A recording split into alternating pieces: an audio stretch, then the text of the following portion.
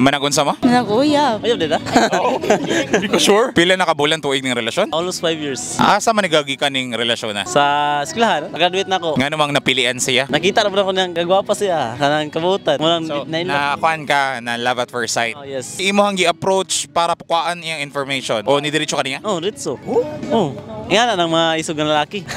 Ano sa noon? Di mo ila-ila, di mo gipangayuan o Facebook. Oh, syempre. Ano naman yun na? Pila man ka bulan pod or tuig ang conversation? 6 months? Ata. Dala na paninguha. Oh, syempre. So gakita-kita naman po mo na. Kuando kada kung GT ko ato tapos moto na yun. Dito na discover na mundo charot.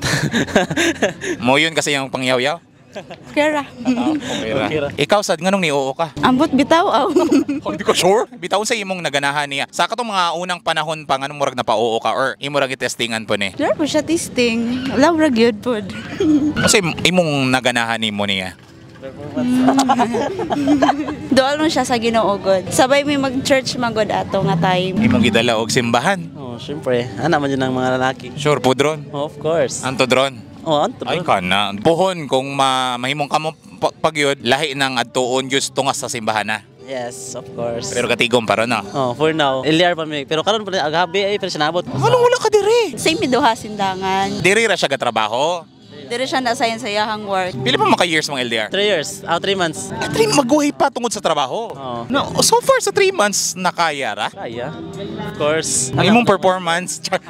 Layo na kayo.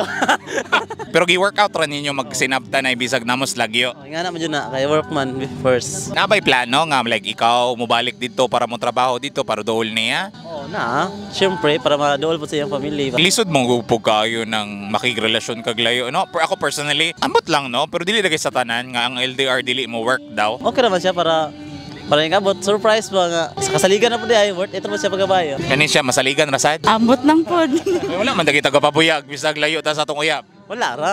Siyempre. Ano, 3 months pa man no. Oh.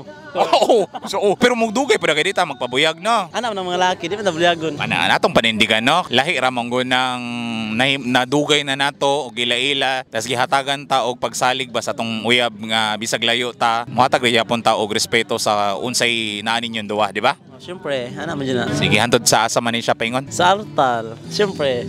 Sana sugot ka. Sugot ra pod. Oo, syempre maguyab mo. Dapat magsugot gyud ka o magsinabot mo duwa kung asa mo padulong, di ba? Sige, mensay na lang sa usa-usa. Magbawali man siya next week. Magamping na po sa siya. Ako magamping po diri. Worth nga magpadaan pa mi po sa isa't isa po. Sige, reply. Amping lang siya diri sa work kay samot na field always. Ano lang yun, dayon update lang pod always. Love you. I love you kaniya. Ay, siyempre, love you always na.